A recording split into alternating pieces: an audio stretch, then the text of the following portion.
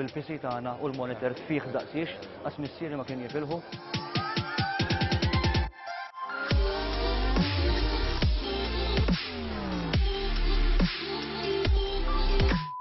Ħanerġa' ninsa għax weħlet li ma nistax kif ukoll. Wasal iż-żmien li nħolqu programm dedikat tal-esports, programm fejn ħanitkellmu fuq ħafna affarijiet, edukazzjoni, saħħa, l-industrija tax-xogħol, però l-iktar ħaġa importanti li nippromovu l-esports pajjiżna għaliex intom kapaċi. Mela tinsewniex, esports plus.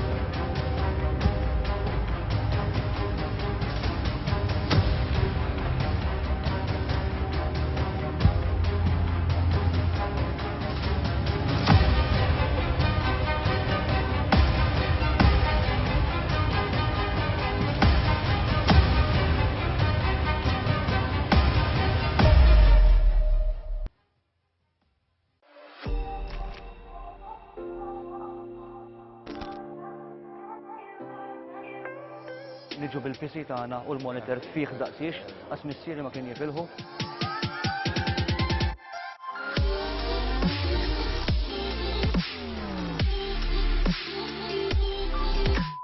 Ħanerġa' ninsa għax weħlet li ma nistax kif ukoll. Wasal iż-żmien li nħolqu programm dedikat tal-esports, programm fejn ħanitkellmu fuq ħafna affarijiet, edukazzjoni, saħħa, l-industrija tax-xogħol, però l-iktar ħaġa importanti li nippromovu l-esports pajjiżna għaliex intom kapaċi. Mela tinsewniex, esports Plus.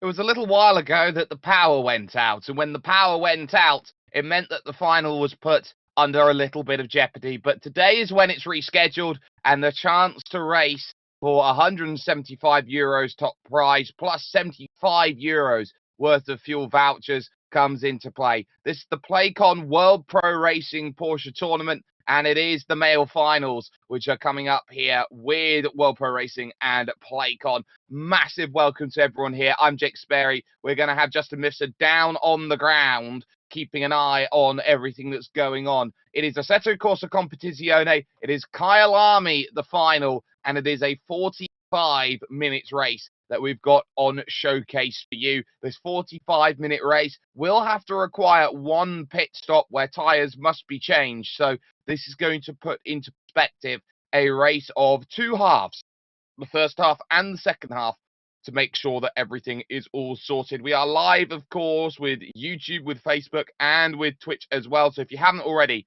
you can like, share, and subscribe for more amazing content brought to you. So let's get a little bit of understanding as well, as we also are sponsored by Continental Cars Unlimited and Enemed, of course, who are fueling today's work, as we are also on TVM Sport on top to make sure that we have all the most brilliant esports racing to bring to you. So what about this race, this 45-minute race? The 9 best drivers that Malta have to offer have qualified their way into these finals. They'll be driving around in the Porsche 9912 GT3R spec car, which is going to be a very, very good car, balanced car out there with the fantastic way that it sets up in traditional Porsche style. The boxer engine that is there in the back, the run that is always going to be needed with a mid-rear engine displacement, and a little look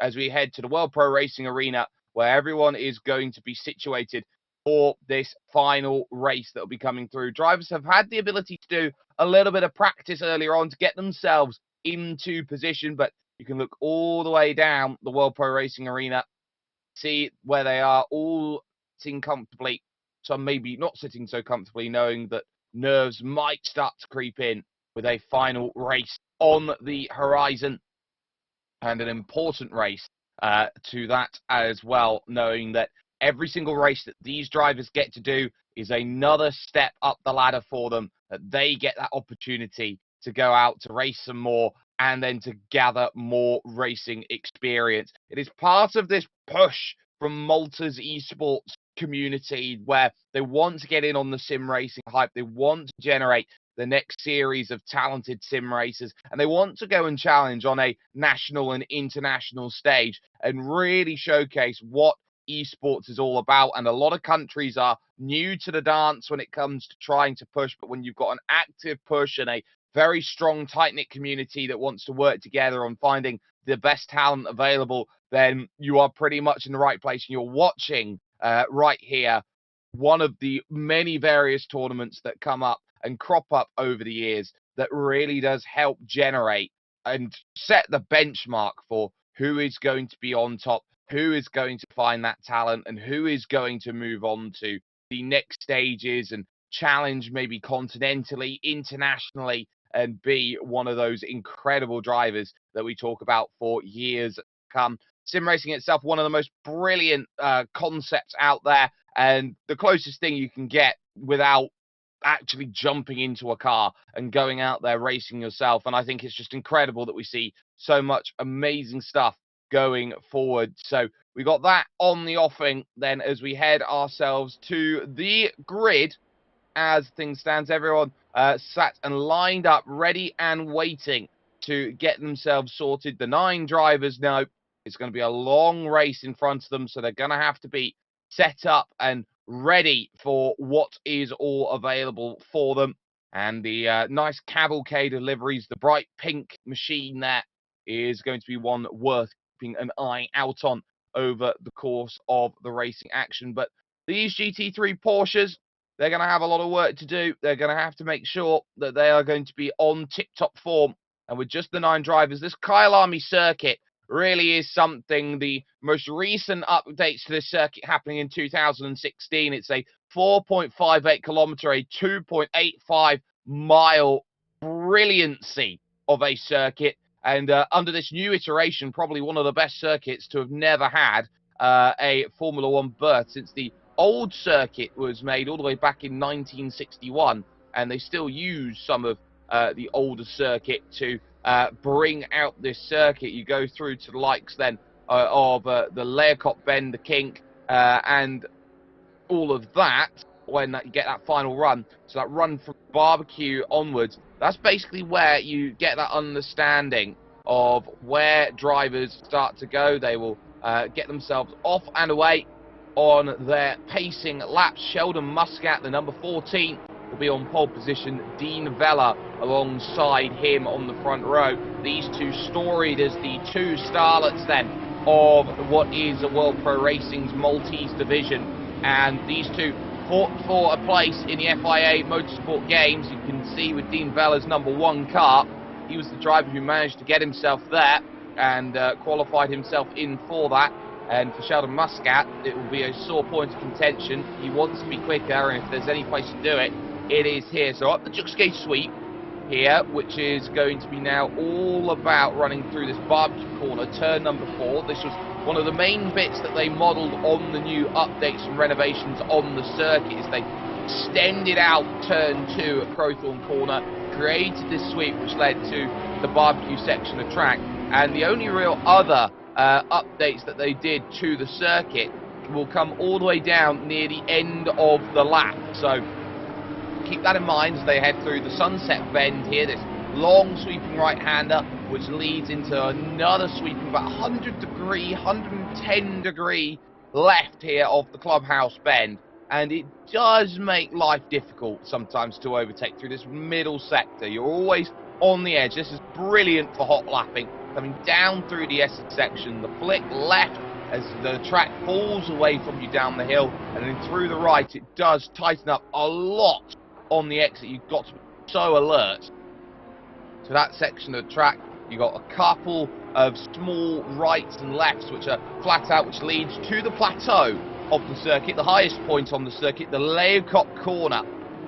And as you hit the brakes, you need to use the crest of the hill to slow you down. Get yourself onto the apex, double apex down as you try and put the power down, go through, and now you're down the mine shaft, this incredibly fast section of road where when you're flying down this section, it's going to be about finding all of the time available, use all of the road through here and get to the final change on the circuit, the Crocodile's Corner, which was extended out also to allow a later braking zone, a later apex, and more open available overtaking opportunities. We may see that today, and it did also allow for the Cheetah Corner to stay as it is, but it's more of a curve towards it, which makes the entry to the Cheetah Corner a little bit more difficult. So Sheldon Muscat, Dean Vella, Dylan DeBono, your top three out there overall today, and they will be looking to try and put their best foot forward and find everything that they want out of it. They'll just have that one final Ingwek corner to run through, and once they have, there will be that chance to really go and attack the race. And 45 minutes. The orange on the side will indicate that they will have one pit stop in the back. At the back, you've got the likes of Jamie Mangian in 8th place to keep in eye.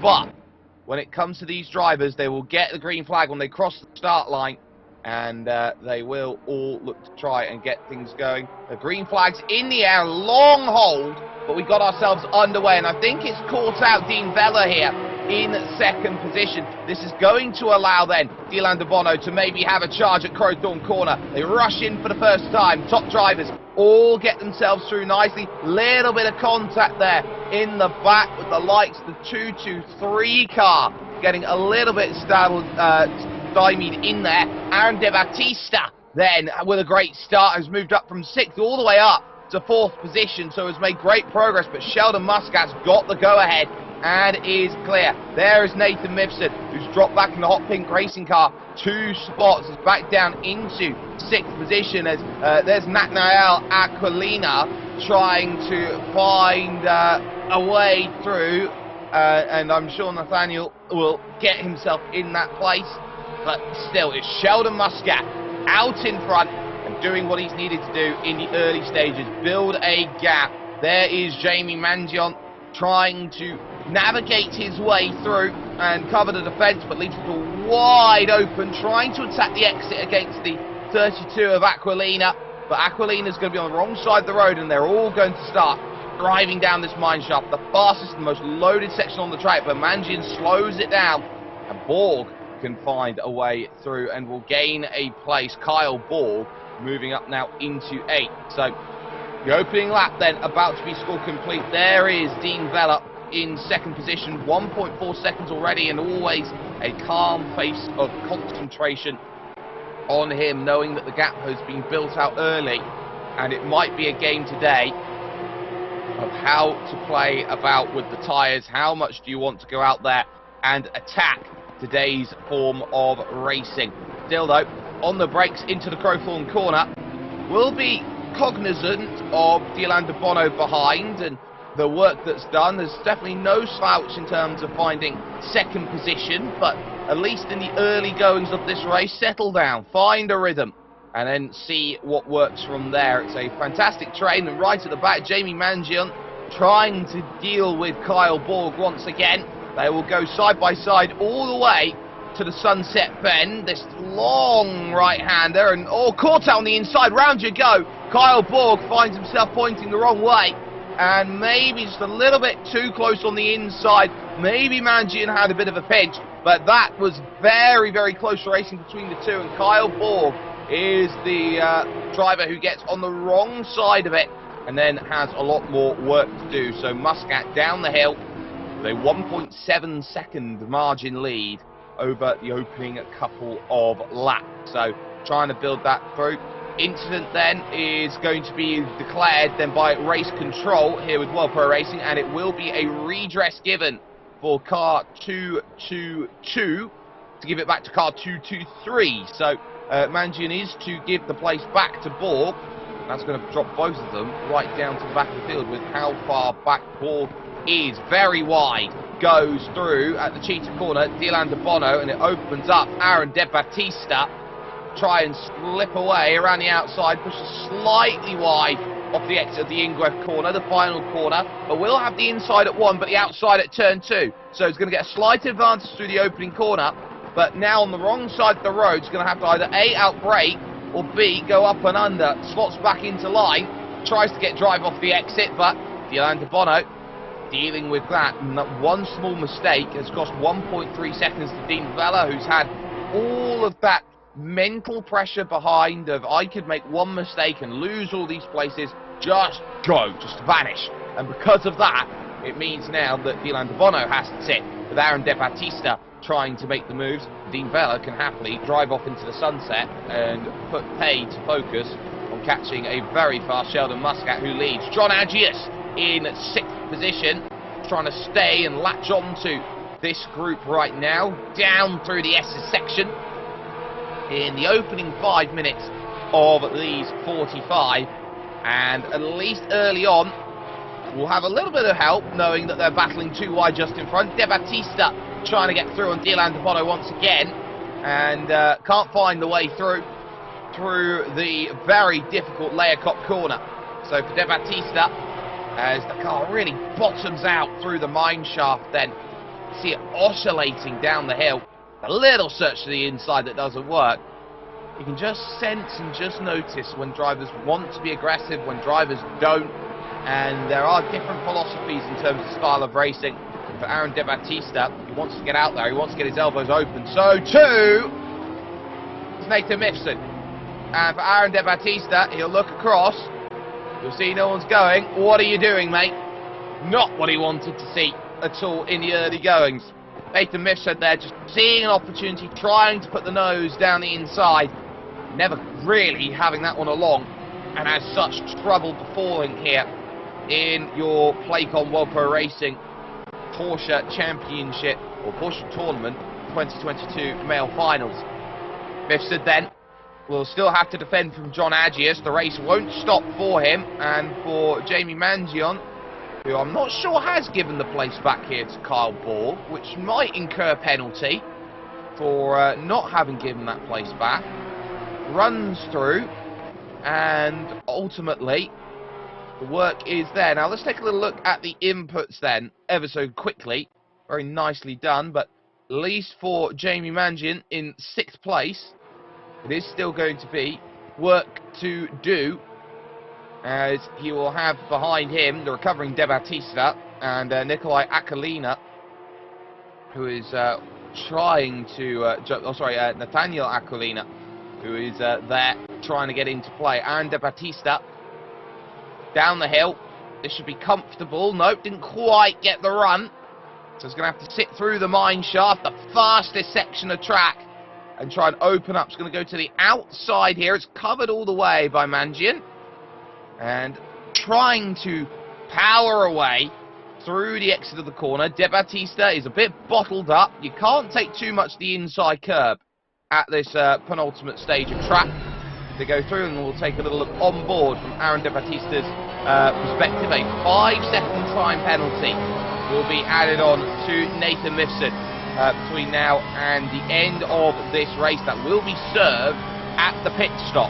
So 5 seconds at the pit stop then added on for Nathan Mifsud for the incident with Aaron De Battista through the opening corner. A little bit of a missed apex there from Mangion. Up through the jump skate sweep. Fantastic corners, which leads up to barbecue at turn 4. Oh, big chunk of oversteer over the curb. Very lucky to still have the car pointing in a straight direction. And for Aaron De Battista, that allows Nathaniel to move through and to gain the place in the GMG car. And as such, it's going from bad to worse for De Battista, who's clearly rattled after the early stages. Got to find that rhythm back once again here in this one. There is Aquilina running down through the hills, just focusing on the lines and doing all that is needed. Gap out at the front is now almost 4 seconds at this point in time. In fact, it has just ticked over. It's now 4.3 at the front of this field. It is starting to have a little bit of a runaway. Sheldon Muscat in the number 14 machine at this point. Vella in second, De Bono in 3rd place. But running through then to the Crocodile's corner. No dramas whatsoever in this race for 7th and for 8th position at this point. There is Nathan Mifsud, knowing he's got a 5-second time penalty, and he'll have to make that gap up to John Agius. Otherwise, he will fall behind in the pit stops. That much we can confirm at this point in time. There is Dylan De Bono in third place. But there is Nathan Mifsud in the blue shirt, looking to try and gather up a little bit more pace and settle back down after what was not the easiest of overtakes. Here comes the move then from Aaron De Battista. He'll get through on the inside of Crowthorne Corner, which is going to be one of the key places to get the moves done today. Turn 2, you've got the longest straight really to work with through that section, with the turn 1 kink that comes along through with it. And a nicely confirmed move there, which means that the blue and the yellow twin-tone car is going to stay behind that Porsche 911 to GT3R. There's your leader, Sheldon Muscat, out in front, nearly 5 seconds clear. And after 5 laps, he's almost a second a lap quicker at this point, which is just going to show that it is plain sailing for Sheldon as he runs through with the number 14 machine, looking towards then the right of the Crocodiles and trying to take every line as much as possible, using all of the road. They do have instant limit points they do have to be careful of, and that is running off the circuit in certain areas, gaining what is known as an advantage over the course of racing, and that is independently done by the Assetto Corsa Competizione system, as well as the system of race control, which is through, and the dedicated FIA accredited team that World Pro Racing has through the likes of Adrian Pagayo and George Muscat, who do a fantastic work, a fantastic amount of work behind the scenes for all of these World Pro Racing events. There is Kyle Borg down at the back of the field, 16 seconds adrift. And after the tough opening foray for him, the contact that had him turned around at the back of the field with Jamie Mangian, you have to say for Kyle Borg, he'd struggled to find a little bit of pace here in this final, but he might have a little bit of luck yet. You never know when it comes to this race. He might claw up a couple of positions. In terms of how the breakdown of this race is going to be sorted out as we focus on Dylan De Bono in third position, still keeping Dean Vella honest here at a gap of 1.2 seconds. Top 3 all get cash prizes, 175 euros for top prize, 125 euros for second prize, and then third prize overall is 100 euros. But every driver will get themselves, for making this final, a fuel voucher, courtesy then of the Playcon tournament, and those fuel vouchers will be 75 euros for the winner, 50 euros for second, and 35 euros for third. Fourth and fifth will get 25 and 15 euro vouchers respectively, and ending things off for the final drivers will be a 10 euro voucher each, so everyone has made at least 10 euros in fuel, which is certainly very good, and they've got a long way to drive in these 45 minutes. It's a very long track around here, and the times that they are doing, 1:43s right now from the middle of the pack, certainly goes to show you that they are really pushing out there at this point. Mifsud still trying to break away, but John Agius actually is doing really well here in this race, just behind him, 5th place. That gap 1.1 seconds. You want to be in and around 1.5 seconds, and that will give you enough to just settle in behind and stay almost latched to the car in front. Now, when we talk about being latched, we talk about slipstream, which is the ability to run behind another car, and because the car in front is punching a hole through the air as you're running across the circuit or running around the circuit, you tuck in underneath, and because you're underneath that air, you're not having to push as much through that air, and because you've got cleaner air effectively to run through, well, not necessarily cleaner air, but because you've got that ability to run behind someone who's punching a hole in the air, you don't have as much wind resistance or air resistance, and you can go faster along the straights. It's a really, really cool tactic a lot of drivers take for granted. Mifsud with a little search there up the Leacop Hill, trying to find the pass, trying to make that happen, but no, not quite. Still going to have to sit. John Agius will be very happy. A nice little reshuffle in the seat, get comfortable, get nice and calm. You've already gone through 15 minutes worth of racing there, John. So you've got another 31 that you got in the back pocket, so roughly about 15 minutes.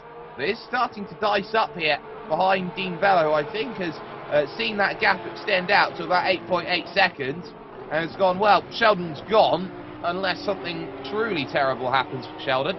And then in that case, I'm racing second, third, fourth, and fifth place as well, you could say, with managing 6 seconds behind this group out then on circuit. All four of them flick through the right. Mifsud goes all the way out, trying to get in the mirrors. You can't miss him in hot pink, but can't quite find the move as John Agius sits and watches, stalks his free prey in front, tries to stay in range, make something happen of this race. A podium could very much be on the cards for car number 221 today in this race. Dean Vella, of course, storied as a driver who has improved fantastically over the years, moving into a stage now where he can be considered one of the best that Malta has to offer, but he has his hands full at this moment. Dylan de Bono was third in the FIA Motorsports Games qualifying for the National Championships, as there is your leader, the driver who was second overall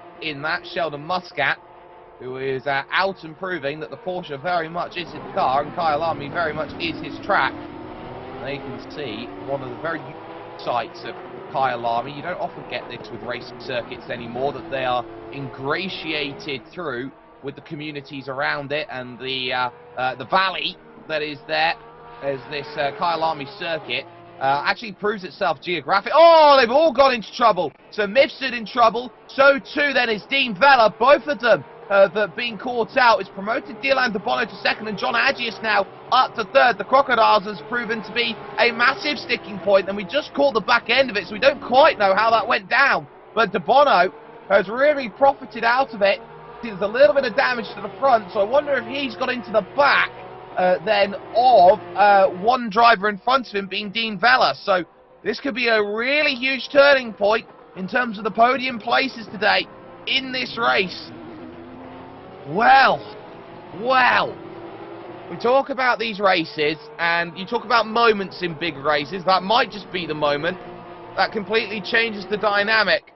And if there's any damage on the front of Dylan's car, which it looks like Dylan does, then John Agius, well, he's going to want to get through, and he's going to want to get through pretty fast. The two drivers behind might be dealing with a little bit of something on the rear. I'm not sure how Nathan Mifsud got caught up in all of it, but he'll still have the 5-second penalty. But we're going to have a look now on replay. This is how it went all about. So Nathan Mifsud trying to get into position. He outbrakes himself and trying to avoid everyone. He dives to the inside, and Dean Vella just doesn't see him coming. And that is a very clumsy incident. I'm sure Nathan was trying to do everything he could to stay out of the way because he missed his braking point. But it's always difficult when you're reshuffled about in that position. Dylan de Bono, lucky to still be pointing in the right direction after that incident. And I wonder how many penalty seconds are going to be added on for Nathan there on that. Because it was on him that he couldn't quite get it in the right position. And he's already got a penalty to his name of 5 seconds. This might completely take him out of racing contention today. Wide goes Dean Vella, which allows then the move to the inside for Nathan Mifsud, who goes down the inside, no room there. It's a one-line suits all corner, and Dean Vella takes the hit. He looks a little bit flabbergasted there as he goes through, and that's going to allow Mangian onto the back. So suddenly this is a 4-car battle, 4th, 5th, 6th and 7th. And it's allowing Aaron De Battista maybe a chance to recover. De Battista may not be out of the realms of reach for a podium today. And that might be huge in terms of him. This driver's not going to mind. He's 14 seconds down the road through all of this. And the pit window is officially open. This is a mandatory pit stop window. All drivers have to make a pit stop within this 10-minute window. And when they do, they will be looking at tyres. They will be potentially looking at fuel as well, but I would doubt maybe fuel would be the one thing they're looking at. But once they make their stop, you'll see the one on the left-hand timing tower turn to green, which will indicate that they have made their mandatory pit stop and they're back out there and racing again. I don't think Sheldon Muscat has enough right now to say that he can make a pit stop comfortably, so I'd expect him to be one of the last drivers to come down in and make a pit stop. And if you notice, all of the drivers then, in terms of where they're racing, they will have themselves, because they're racing at the World Pro Racing Arena with the World Pro Racing Simulator rigs, you'll see that they've got the red AM number between them on the tower. A couple of differences then being Sheldon Muscat, who's got the white Pro, and the grey silver for Aaron De Battista. Jamie Mangian then in 6th position. It's going to be looking both in front and behind, as wide again goes Dean Vella, who's been a bit rattled after that. Race leader, though, has come into the pits early. Now, that does surprise me, because he might catch traffic on his pit stop. He'll be joined by Vella, Mangian, and De Battista, who will all make their stops now. And we're still yet to hear word of the Nathan Mifsud incident earlier that completely changed the perspective of the race. Stewards definitely having a long look at it. They'll all hit their box, they will get their fuel, they will get their tyres, and they will get themselves back racing again. There is John Agius now, who is in 2nd position, 1.1 seconds adrift. So they race past the national pit entrance there. 2 layouts here. No cut through at Kyle Army, but there goes Sheldon Muscat. No surprises there. He'll be out in front of everybody else that has decided to pit. And crucially, he's going to come out ahead of Kyle Borg. So made a stop on Kyle Borg today. Borg will be out in 6th, and that might be trouble for the likes of Vella, Mangian and De Battista, because if they catch Kyle Borg, they're going to have to pass him unless he decides to come in and make his pit stop first at this South African racetrack, which has been rumoured about Formula 1 entities for next year with the cancellation of the Chinese Grand Prix once again. So maybe they go to Kyle Army. Maybe we get a look of a truly global Formula 1 series. But it's GT3 spec we're in today in these Porsches. And the race direction is that it will be a 10-second penalty for Nathan Mifsud for an avoidable incident. So the long look takes a 5-second penalty to a 15-second penalty for the hot pink car. In comes the top 2. Look at how much time under braking John Agius makes. He'll have to give it up, though, as he goes through the corner.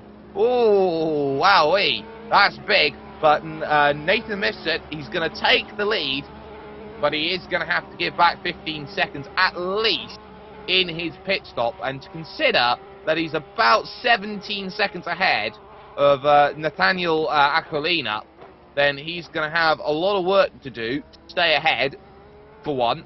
And for two, he is going to lose a lot of ground to those that he was racing against. He might be a permanent fixture in 7th position when coming out of the pits. There he is, running through the the first sector, now transferring towards this middle sector. That point there, the exit pit entrance, is where you can say that. You can see the karting track there in the middle as well. But there is Dylan De Bono in the pits. Now, where does he come out along with John Agius? So De Bono absolutely gets out of the pits first. It's going to be close off of the exit. It's a long stop for Agius, who finally will get himself down off the jacks, potentially in a way. Bono will come out in 4th position, which means that he has got ahead of Mangian and De Battista. And it makes me wonder here with Dylan De Bono whether he's done something that everyone else hasn't, because he's got a massive gap. Agius now in 5th place, who is out ahead of those that he was racing with. So I wonder whether there was some strategy from De Bono, maybe taking less fuel, or maybe started with a full tank of fuel, say, well, I'm going to save a lot of time in the stop because I'm not going to have to take any fuel. So that definitely might be one of the ways where he's managed to gain an advantage over everyone else. There's Jamie Mangian in 6th place right now, with 2 still yet to stop. And in fact, the penalty, I believe, has just gone up then for Nathan Mifsud. I believe he's found a track limits penalty, and that will turn his 15-second time penalty to a 20-second time penalty. So when it rains, it pours, and this is death by paper cuts for your current race leader. One of 2 haven't made a stop. On board with Mangian then. Let's listen in going through the middle sector.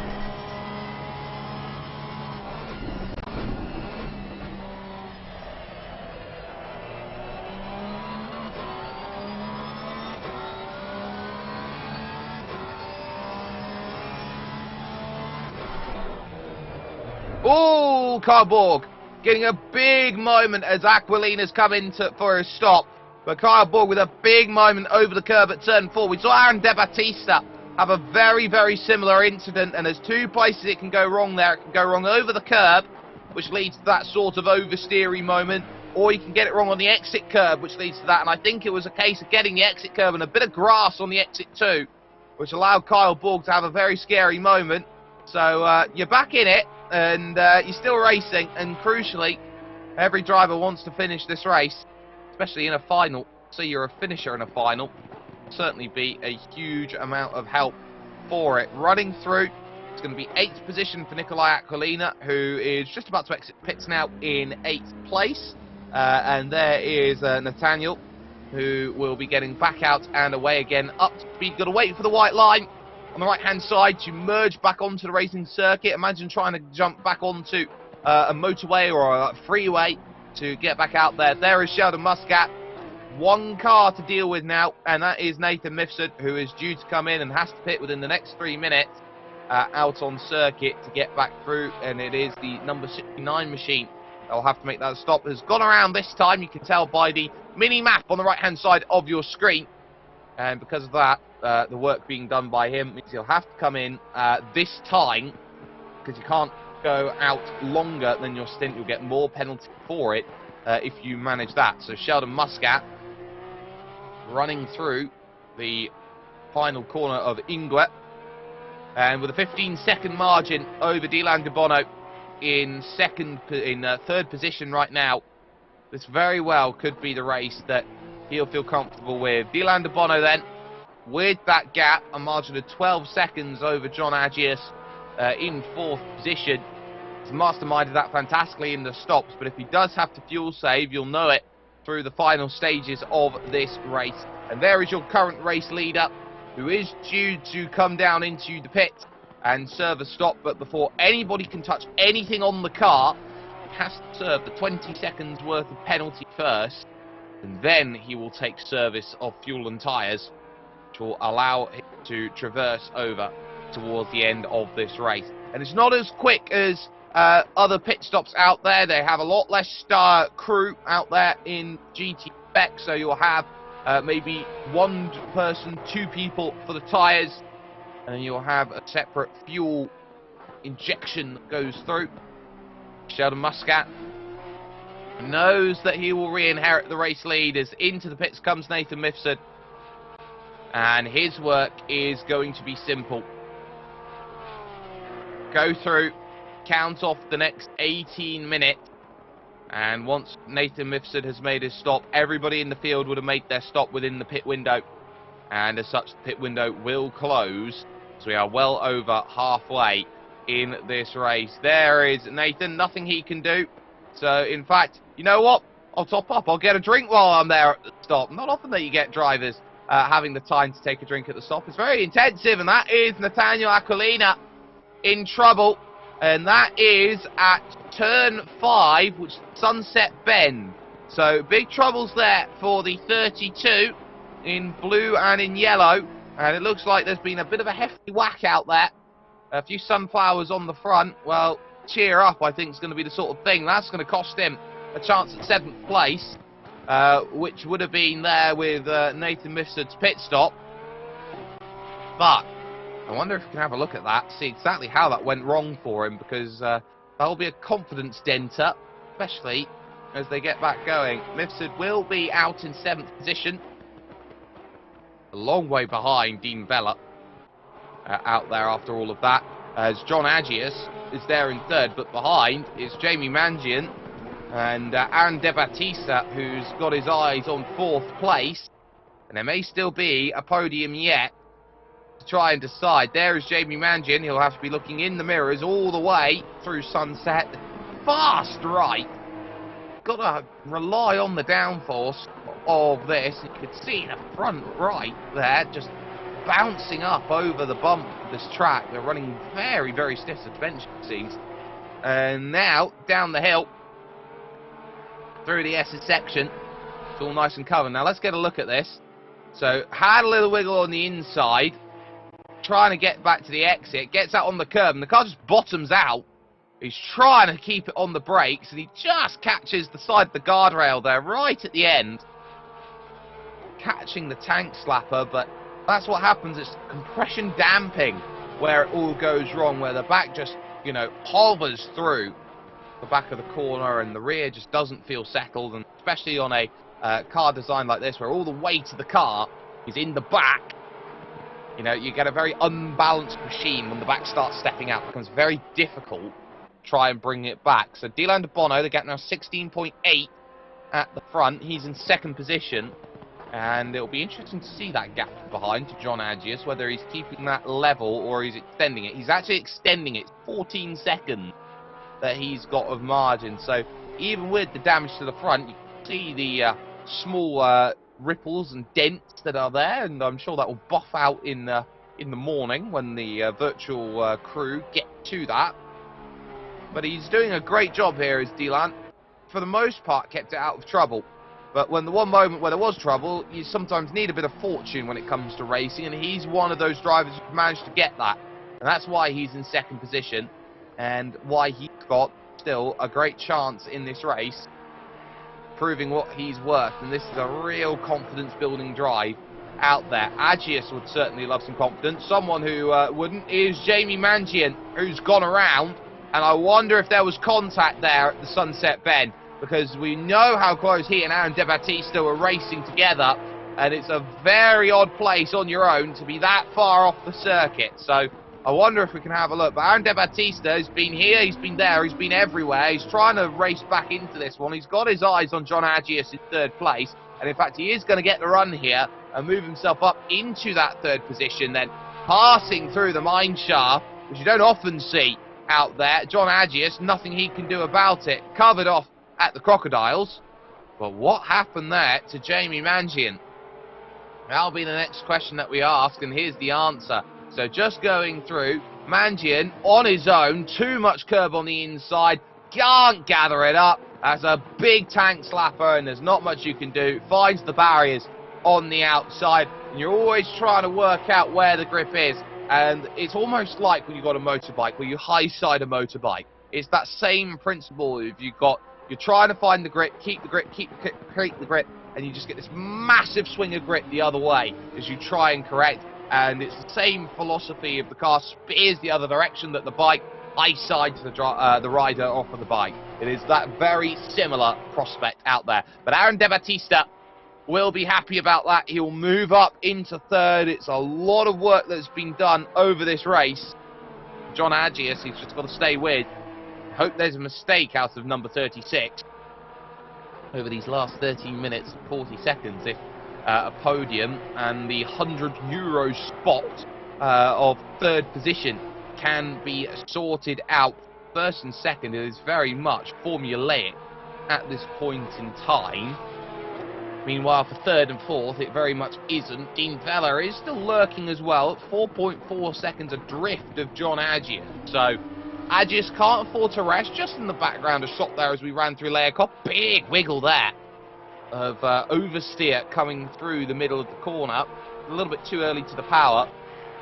Agius has got to be careful of that, but there is still going to be that focus on Dean Vella in fifth, and whether he can recover back to fourth and maybe even third if he's got the pace in the number one car that did have a little bit of a scrape to it over the course of the opening runs. So again, Agius pushing slightly wide then through the cheetah corner. All of the drivers trying to take as much as they can through there. It's such a important corner on the lap. It doesn't look like much on the circuit, but it is. Agius that time around a 1:43.5. So for all of that, whoa! Jamie Mangian around again, and right in front of Nathan Mifsud, which will promote him up into sixth position. So Mangian now falling behind and having another moment, and that time through the penultimate corner. And I wonder if he's just grabbed that anti-cut yellow sausage curb on the inside of that corner. I wonder whether that's been the trouble here today. Lapping process starting then for Sheldon Muscat. He's got his eyes then on the 323 machine of Kyle Borg. And as such, I think Borg's going to be looking behind him. There is Aaron De Battista, and he is pulling away 1.7 seconds now in that third position. And it's looking more and more likely that De Battista's trying to get away, knowing that Dean Vella's closing the gap down under 4 seconds now to John Agius. So, the hurry up being issued And in the late stages, the last thing you want is a mistake. Mistakes tougher to recover from late on in these events. So, that is the prospect as they race around for the €175 cash prize here from the World Pro Racing Arena. Dylan de Bono in second. I do wonder what happened to Manjin, though. About a lap ago. Wonder if we can get a look at that, because it looked like he maybe caught the curb. But Dylan de Bono in second position, gained an astronomical amount of time in the pit stops. Looks like everyone else found themselves through. So now here's how it went wrong for Jamie Mangian. Over the curb, and now through this right. How badly does he get it wrong? So he misses the inside curb, and the trouble is he's out on the outside, and once again, it's that lack of grip. In fact, he almost did well to keep it out of the wall there, but found himself pointing the wrong way, and the strap there on that rear spoiler still intact. That's good news, and able to keep going on what is one of the most dedicated gaming platforms out there for sim racing, Assetto Corsa Competizione. Fantastic in terms of GT3 content, always looking to get through a very good selection of tracks available, and some which a lot of others don't have access to. This Kyle Army circuit, one of the most underrated in the world, and a Porsche-owned track as well for this Playcon tournament. So down the hill goes Dylan de Bono, flick through the mine shaft left, and now over to the Crocodile's corner. Here, this long right where you have to wait forever for the apex of the corner, and then gather it back on the exit. So 20 laps of the race score completed, still another 9.5 minutes left in a race which is starting to become more and more cemented as it goes through. Massive gaps in this field, but it hasn't been without its controversy over the first 35 minutes.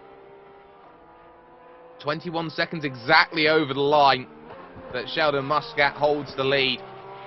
And this driver, without putting a curse on him, knock on wood, he has been faultless, absolutely faultless. Built the gap up early and has had nothing to worry about between the start of his race and the end of his race.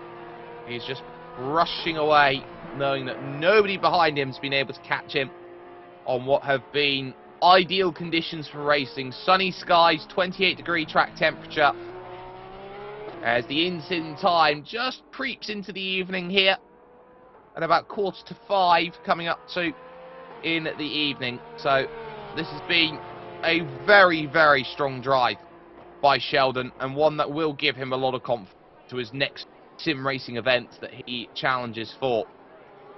So rushing off through the exit then of the Crocodiles, he'll flick through the right of the Cheetah corner, uses just the right amount of curve on the outside, and then once again setting up Inglewood corner. The best drivers use all the road. He is someone who is definitely doing all of that in spate at this moment in time. So still a lot to keep a track of, and third, fourth and fifth will be that big battle towards the end. Question of who can catch up to who, because it looks like John Agius is just keeping the gap stable at 3 seconds, and Dean Vella can't chip in as much as maybe he'd like to at 3.4 seconds adrift right now. But Sheldon Muscat still with a little bit of understeer there, actually, going through the barbecue bend to turn 4, racing along the old straight towards turn 5, Sunset Bend. Storied history of racing here in South Africa. Track that was opened in 1961 and has been one of the most legendary places. Had an F1 tenure in the 70s and 80s, as Dylan de Bono will fly through the right of the Sunset Bend, come out the other side and try and get room for the next left-hander outlet. Under 7 minutes now, and so long as the fuel tank behaves for Dylan, which I believe it will, he'll have second position, because he doesn't look like he's under any threat, and he can fuel save to the tune of 2 seconds a lap and get back that third, which is where Aaron De Battista finds himself at this point in time. Number 36, still holding that gap to John Agius, extending it out. 3.7 seconds isn't everything, though. And you're still alert at 3.7. You think you're clear at 3.7, but it's just the gap where an incident brings John Agius back through. So there is still cause for concern, cause to still push. Same for John Agius, who's got a push to reach Aaron De Battista and push to keep Dean Vella behind. So both those drivers knowing that they've got work to do. Aaron with a double take glance over to his right hand side screen. All the rigs over at World Pro Racing running triple screen, so that's probably where he has all his information set up on his left side of position, where they are and how the tyres are doing. We had a little small look at how they were going earlier on. There is Nathan Mifsud, who is back in 6th position. Now, he was 20 seconds worth of penalty down. I wonder where he will turn up in terms of the time of this race if he hadn't had those 20 seconds worth of penalty. So that'll be telling for car number 69, who will have to learn from this experience that he couldn't quite get caught up in racing like this. And getting caught up in a couple incidents here and there, and of course the off-track penalty that came along with. For the moment, it's just bring the car home inside the final 5 minutes, but he'll be back, and he'll look to improve. Muscat, your race leader, will be about to go on and complete a 23rd lap of the race. Move on to lap 24 overall on what has been a truly dominating drive at a second a lap quicker than his nearest competitor out there. It has been nothing short of dominant so far, and Dylan De Bono will only just be reaching soon. Kyle Borg in 9th position to put the lap down on him for what is apparently a second time. There is Kyle Borg, 47 flat that last time around. Over the line this time, 47.4. But just getting the laps in, having qualified for the final. And on a delayed final, given more opportunity to practice, more time to get into the conditions and go for it. John Agius running a little bit wide through the final corner. He has impressed me today, who's John. Normally a middle of the pack runner when it comes to World Pro Racing events. But today he's proven that although he hasn't had the outright raw pace compared to some of the drivers around him, he has proven himself to be a very good character to stay out of trouble. Has a little bit of a kick there, though, as I say that, through Crowthorne Corner at turn 2. Get careful there, John. Could very easily have been disaster through that section of road. Dean Vella up the hill at Barbecue. He's trying to throw everything at it, but it's just not gathering itself up. 4.4 seconds. I think he'll be waving a white flag and saying, well, I concede that hit completely threw me out of contention. And back in 5th place, nothing really I can do. It's a disappointment for Dean. FIA representative expected to be spearheading the charge of Maltese sim racing, but today's just not his day. There will be other opportunities for him. Mark my words, he'll be back up there racing. Qualifying effort to put himself on the front row. We'll definitely say that. 2 laps to go here at the Kyalami circuit in South Africa. And Sheldon Muscat, it will take a modern miracle for him to not win this race. Number 14. He has been a master of this Porsche 911 2 GT3R. That much can say. It's the biggest green flag I've ever seen in the background as well. Yep, we are racing, we are green. The virtual fans are very passionate here at South Africa.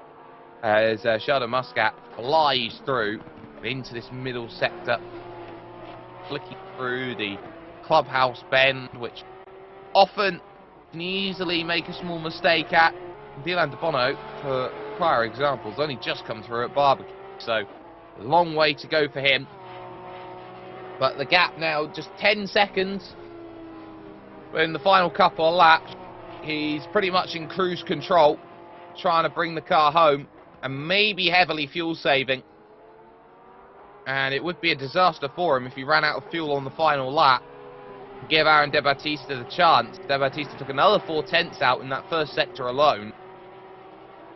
I wonder if De Battista here is thinking, well, he gained so much time in the stops. I wonder if he's miscalculated how much fuel to put in the car. That'll be the only thing that he'll be probably thinking. And he can coast, he can clutch the car, of course. The ability to clutch might be important here in these late stages for Dylan de Bono. But De Battista won't give this one up. Saw the passion on him earlier when he was involved in that incident. And he absolutely wanted to get back on track.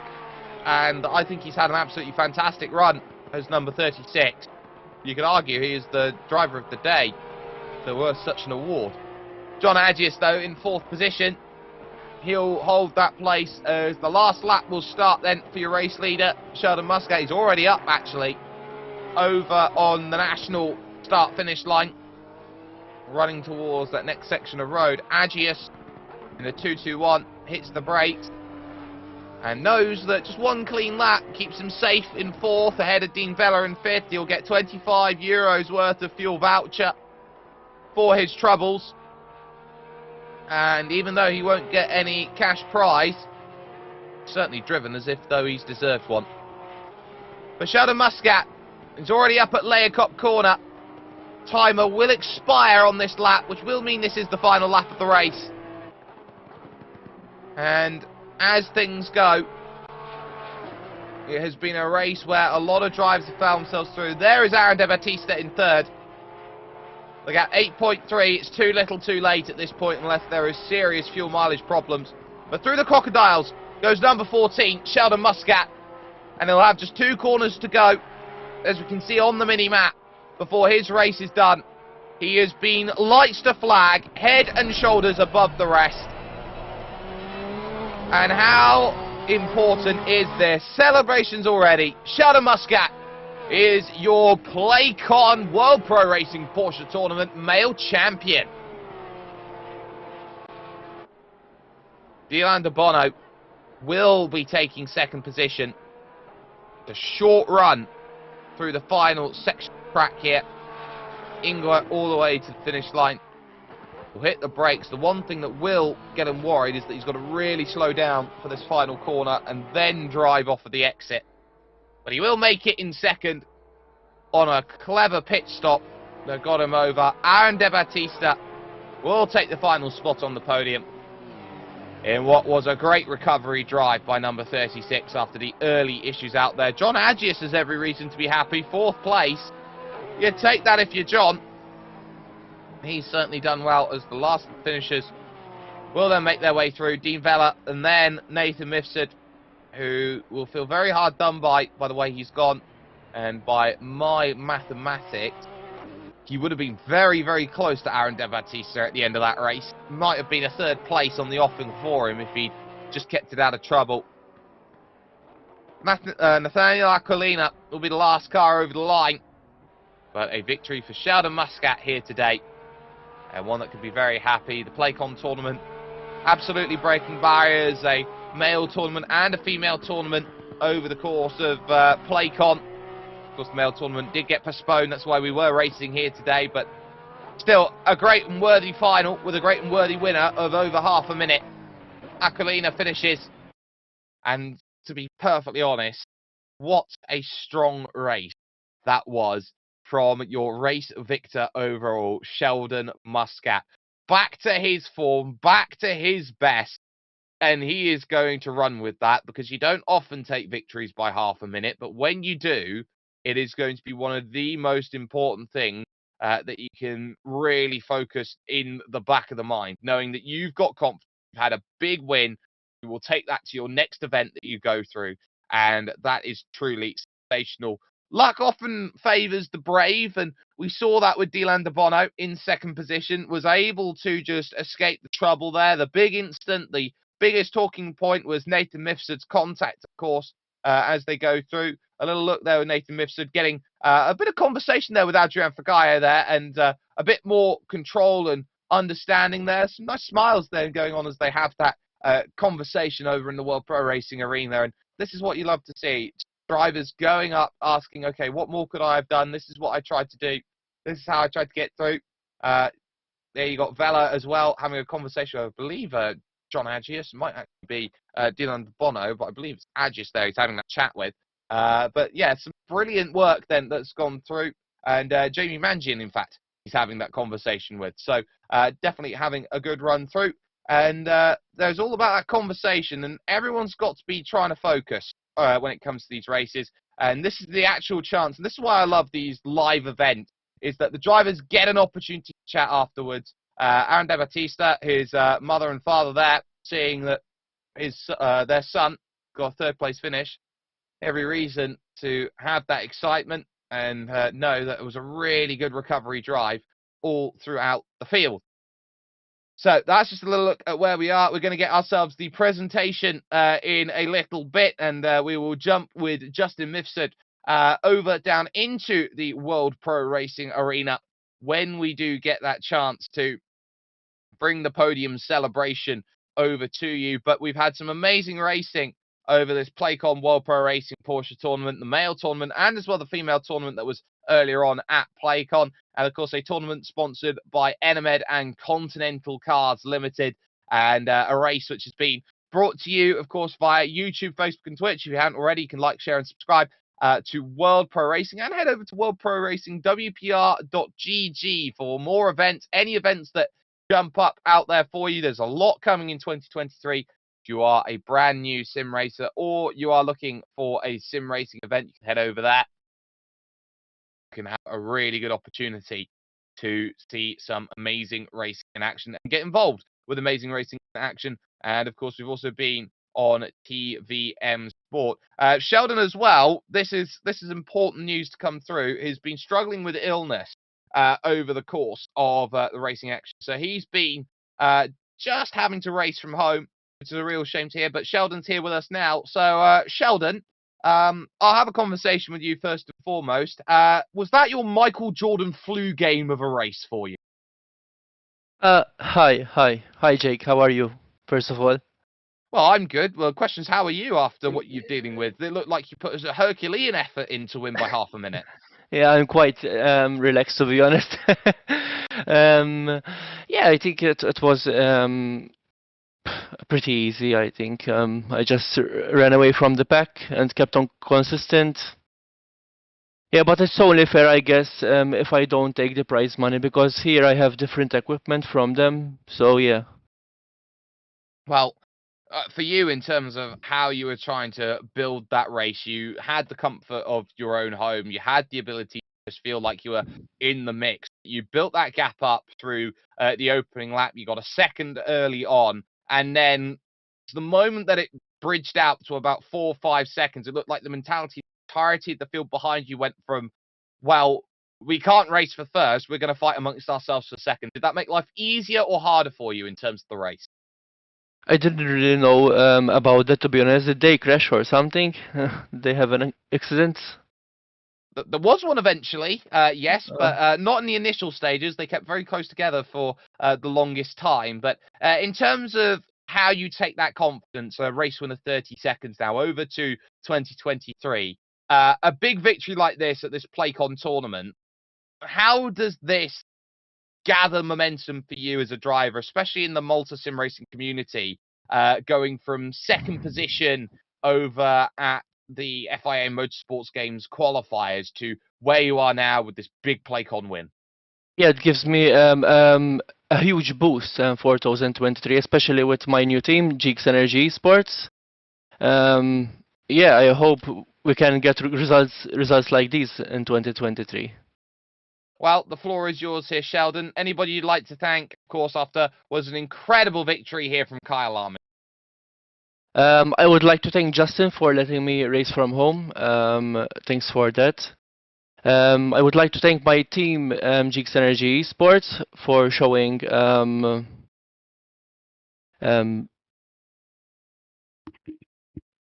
showing you the ropes. Hello. Yep, you're still here. Hello, can you hear me? Yep, loud and clear, buddy. Sorry, I lost you. I lost you for a moment there. Yeah, I would like to thank Geeks Energy Sports racing team, and that's it, I think, from my end. Well, no worries at all. We'll let you get to celebrations with, I'm sure, a bottle of NyQuil or something of that ilk. Sheldon Muscat there, your race victor overall here from Kyle Army and the winner of the Playcon World Pro Racing Porsche Tournament. on the male side. I believe we'll be jumping down very soon over to the World Pro Racing Arena, where Justin Mifsud is stood by with us. Of course, Justin's done an incredible amount of work with World Pro Racing to bring up Maltese esports as this fantastic microcosm of the sim racing and esports world to showcase what Malta is capable of. And I'm sure that we are going to have an absolute joy and a thrill of an interview when we get down there. But second and third position are there down at the World Pro Racing Arena. There will be Dylan De Bono, who is down there. And as well, we will get a chance to talk to Aaron De Battista as well with that third place recovery finish to go along with it. But again, it goes to show you that more live tournaments, I think, are what's needed in sim racing. There are a lot of leagues that go out there. A lot of companies want to jump in and go through. But we're going to head down to the World Pro Racing Arena, where Justin Mifsud is stood by with our second place finisher, Dylan De Bono. Hey Jake, hope you're enjoying, actually you enjoyed this event after the event had to be cancelled due to several technical issues and on the day, so we had to do it at our facility. Dylan De Bono is now racing and racing and racing in our events, and he's gaining more experience racing along with our local drivers. How was it today, apart from the actual event and the final today? It was amazing. Personally, I wasn't happy with my performance, but at least I got second place. But overall, I really liked this tournament. It was well organized, and it was a good experience for me personally. Jake, if you have any questions, you can ask him. He can hear whatever question you have. Well, my first question is for you, Justin. Why do you have a team jumper for his team? A team jumper for his team? Yeah, you're running the same colours as his livery. Oh, yeah, really? Yeah. Well, this is going to be sound biased, but everybody knows that I am not. I have no answer related to that. Actually, Well, probably he did delivery according to what I'm wearing. Yeah. Well, it's a nice jumper. I'd certainly wear it. It looks very nice. Dylan, let's talk about the middle of that race, because you found yourself in a position where you were happy in third place, you had Dean right in front of you, you were waiting for the right time, and then suddenly you see a hot pink missile come through down the inside of you. What happened at the Crocodiles from your perspective? I forgot to give him the mic. Basically, I was trying to attack Dean, but at the same time I saw a pink car coming fast at me, and I think he didn't brake on time, and he hit me, and afterwards he hit Dean, and eventually you saw the accident itself. So, but at least I gained the position on Dean and kept it till the end. You kept it to the end, and on top of that, you had an incredible pit stop window. Just how did you manage to gain those about 10 seconds on the rest of the field? Basically, I didn't repair the damages that I had. I just played a gamble, sort of. And the guy after me, basically, he made a mistake in the pit stop, and then I gained that gap. I was happy about it because I was comfortable till the end of the race. Well, you are 125 euros richer. You also have a 50 euro voucher for fuel. So looking to 2023, you got a little bit in your pocket. How are you going to be looking to challenge that 2023 season? Maybe I can upgrade my setup, and hopefully I can find some more time practicing at home. Sim racing, obviously, a thing that I like to do. Well, you heard it here first. Before we let you go then, Dylan, shout out sponsors. Who gets it done to you? Who do you like to thank? Basically, Deluxe Auto Detailing for helping me. My girlfriend, usually she came here, but today she could not attend. And the dog, don't forget. Dog, obviously. And my family as well, my mother, my father, my brother, always watching me at home and supporting me. That's quite... I'm happy about it that there are people following me. Yeah, no worries at all there. So there you have it. And Justin, I believe Adrian has got prizes in his hand. All for you, Adrian. All in your hands. This is all thanks to Enemed, who are providing the fuel vouchers not only for this event, but for every event for the past years. Almost all the major events were supported by Enemed. That's why you have the fuel vouchers, and also, of course, they have the cash prize as well from Continental Cars Limited, who are the Porsche importers in Malta. Back to you, Jake, until we find the other driver. Yes, thank you very much there, Justin. And I tell you what, you get that understanding of what drivers want to do. They want to practice, they want to get better. They want to try and find maybe an extra tenth here, an extra tenth there. There's always subtle changes that come along with every single game that's out there. So every time Kuno's Simulations comes through with an update, there'll be a slight change or a tweak to the bounce of performance or how a car works. Every single time there's a brand new car added in, there's always something else that changes. And drivers are hungry to be the best and to run their formats as good as possible. And I love that ever-changing, ever-evolving scene of who is up there, who's got the best pace, and who can go through. And as a standalone, Assetto Corsa Competizione might be one of, if not the best standalone game concept that has ever come out of motorsport in overall. And that goes up there with the likes of the Forza Horizon series, which has been amazing, although not necessarily a sim racing or an esports platform. Gran Turismo, not necessarily standalone, but they've sort of shuffled to esports. They've done a really good job overall. But Assetto Corsa Competizione, really incredible format, really incredible what they've been able to do with it. And we've seen here with the results today that everyone's really had to work hard for it. This hasn't been the easiest of results out there for everyone to try and get. And I tell you what, it has been worked hard for up and down the field. And there has been patience over 45 minutes. And 45 minutes is a long time when you pretty much set it out. They've had to make a pit stop. They've all had to concentrate for that long. And really one of the keys to that style of racing, yes, it's still classified as a sprint race, 45 minutes, but you can make so many mistakes in 45 minutes. You can make a mistake in 5 minutes, 10-minute race, and it can be really difficult to settle in. And the muscle memory that's needed to run in through every corner, get yourself into a nice position through each lap and feel comfortable with the way that the car's handling and the setup time, and all of the work that goes on behind the scenes, I think is just truly incredible. And the work is really shown from those drivers who have got themselves a top 3 here today. So there is still going to be that work. There is still going to be more on the horizon for them into 2023. And there'll be more work on the horizon wherever you get your sim racing action or your esports action. And I'm sure for those viewers on TVM Sport, you'll get all the sports action that you'll be hoping for as well. And I do hope that this becomes more of a ready fixture and we more and more of this sort of content coming through, and truly is a way to get the younger generation into motorsport into many different ways. I know there was a lot of combinations coming through, and esports as a whole isn't just about racing and or being part of a team and just video gaming. So much transferable skill that goes through, be it camera work, be it on-screen presenting work, be it all of the stewarding that goes on behind the scene, and that is going to be good.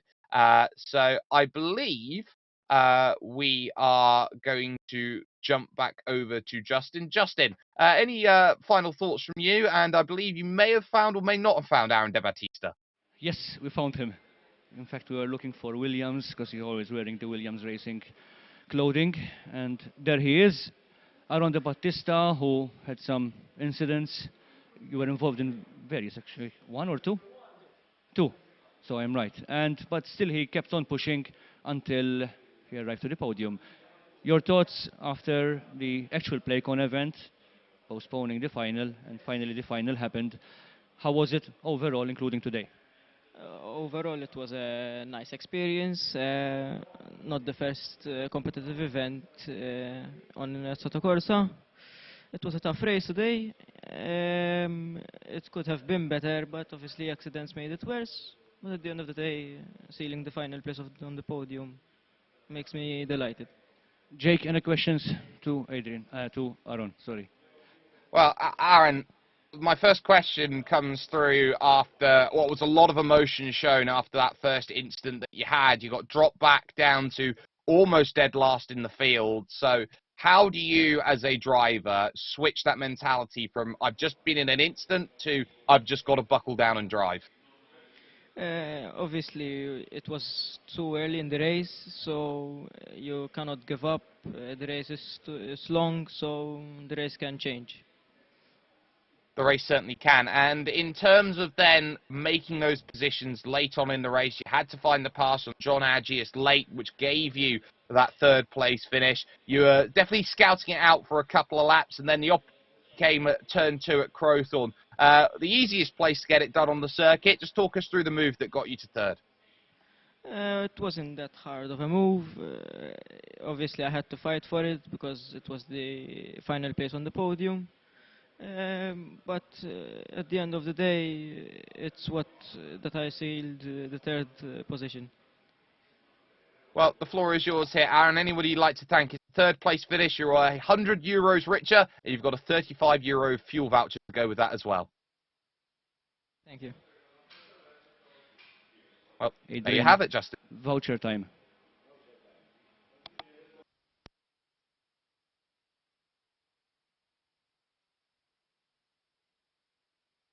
Again, thanks to Enemed, especially the whole team at Enemed, but especially to Kevin Kirkop, who always support us in any event, both in motorsport, in real life, and virtually. Adrian, overall, how was it, both at Playcon and the final today? Obviously, at Playcon, I didn't have that much time, as you know, because I was there only on the last day. But yes, at Playcon, it was quite clean. And today it was quite clean also, apart from some incidents that happened during the race. It was unfortunate on certain drivers because it took some damage on them, but that's part of racing, and sometimes when you have somebody maybe who didn't train so much, these things do happen. Of course that things do happen, but it's not that often when you see Aaron's parents, for example, watching him in every event. Maybe they can come over here. Can you bring one here? Your mom or dad? Can some of you come here? Yes, they're coming. I'm doing this interview because it's still growing. Esports is growing rapidly, actually. But to see a parent supporting their child, it's something that I cannot leave there without being shown on screen. I was explaining to them that it's very hard to see parents following their child's dream, even if it's just a game, as they say. But I'm seeing you very often now supporting Aaron. So you're doing a brilliant job already. How is it when he compares daily life, work or school, but you still support him in esports? Because certain people, esports is wasting time. No, I always support him. I always think that this thing in Malta is what do you call it, growing very much, and I always support him and do the best things that can help him. So you can follow Aaron's parents and support your children as well, because of course we have a lot of locals watching, especially on TVM Sport. Something that they are doing is very easy to do. Just go wherever your children go and support them, even if you don't like the game. Just say well done at least to whatever position they finished. So that's from my end, and then I leave it to Jake to close the event. Thank you everyone who participated. Thank you our sponsors. Without the drivers we cannot do anything. Without the colorful commentary of Jake, it couldn't have been better. We always try to improve, but something I can tell you, watch out for 2023, and I leave it to you, Jake. Thank you very much there, Justin. We are reaching the final stages of 2022, a year of transformation for many drivers, and a year where many drivers here today have pushed up to the fold. A massive thanks to everyone who's been watching via TVM Sport, as well as YouTube, Facebook and Twitch. If you haven't already, you can like, share and subscribe for more amazing content brought to you by World Pro Racing, as well as heading to wpr.gg/events. More events that will be coming up throughout the year. Not anything on there right now, but make sure you check back regularly, see if there is an event for you. Massive thanks as well has to go to Continental Cars Limited and Enemed, who have been sponsors of this Playcon tournament. And of course, 2023 is on the horizon. From Justin Mifsud, Adrian Fagayo, George Muscat, the work they've been doing as well here today. My name's been Jake Sperry. It is Sheldon Muscat who has got the biggest smile after a dominant victory. Work still to be done for many of these drivers as they approach the new year. They'll want to get off to that with a bang, but they will know that they will be in good stead with the results that they've had here at this Playcon tournament. And we'll see you next time we see you with World Pro Racing, where sim racing becomes real.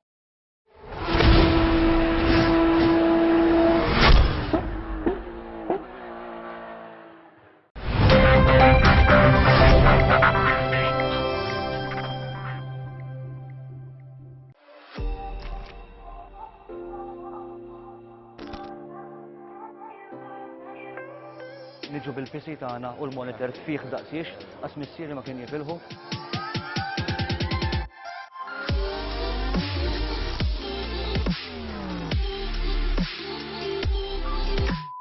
Ħanerġa' ninsa għax weħlet li ma nistax kif ukoll.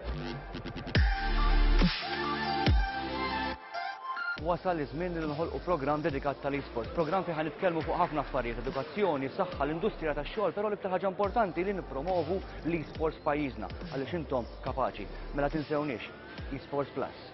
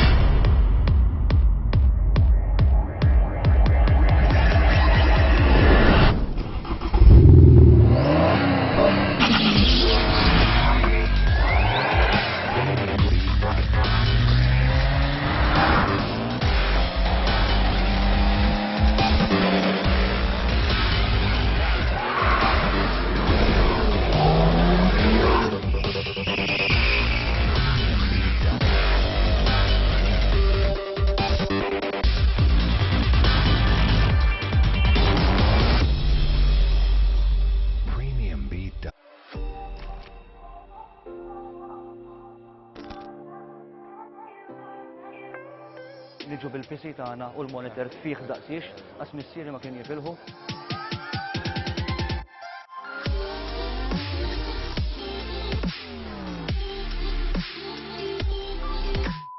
Ħanerġa' ninsa għax weħlet li ma nistax kif ukoll.